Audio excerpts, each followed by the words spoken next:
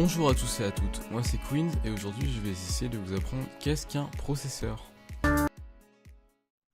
Selon Wikipédia, un processeur est un composant présent dans de nombreux dispositifs électroniques qui exécutent les instructions machines des programmes informatiques. Avec la mémoire, c'est notamment l'un des composants qui existent depuis les premiers ordinateurs qui sont présents dans tous les ordinateurs. Il faut d'abord savoir que le premier ordinateur faisait cette taille-là, et qu'actuellement un processeur fait cette taille. Mais vous devez vous en douter, il y a eu des évolutions entre temps, comme les Intel 4004 qui sont les premières versions de processeurs Intel, c'est-à-dire qu'elles ont été commercialisées de 71 à 81 et qu'elles ont été déclinées en 3 versions. La C4004 qui correspond à la version céramique sans trace grise, la version D4004 qui est la version céramique avec trace grise et la version plastique P4004. Je vais m'arrêter là pour cette partie parce que je sens que je vais en perdre plus d'un.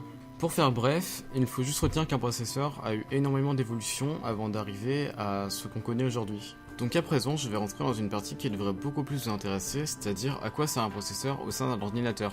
Si nous faisons une comparaison entre l'homme et l'ordinateur aurait comme processeur le cerveau humain. Étant donné que je trouve cette comparaison très intéressante, je la ferai probablement à tous les épisodes concernant les composants. Donc pour revenir à ce que je vous disais avant, un processeur dans un ordinateur sert à beaucoup de tâches. Si je peux expliquer ça simplement, c'est lui qui fait tous les calculs d'un ordinateur.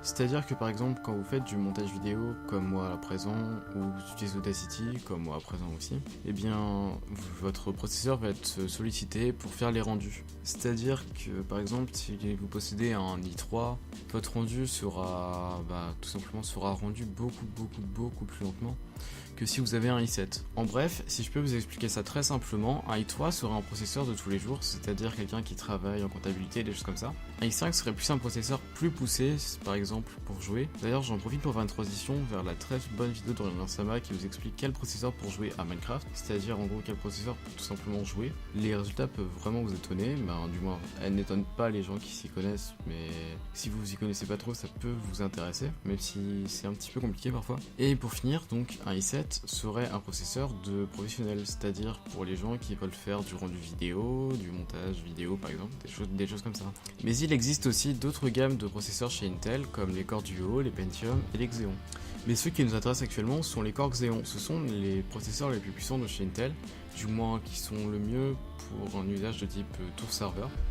Et donc ça y est, j'ai fini cette vidéo, donc je pense avoir tourné un petit peu ça dans tous les sens, même si j'ai probablement oublié beaucoup de choses sur le processeur parce que c'est un domaine qui est très vaste. J'ai essayé de faire cette vidéo pour les gens qui s'y connaissent le moins possible en informatique, afin que tout le monde puisse la comprendre. Je vais avoir juste une dernière chose à vous demander, ce serait de mettre un pouce bleu, de commenter si vous avez une question, ça j'y répondrai forcément. Et donc je tiens à vous dire que le prochain épisode sera sur les cartes mères. Donc moi je souhaite vous souhaiter une bonne soirée, une bonne nuit, une bonne matinée, un bon après-midi, même une bonne journée, et à plus.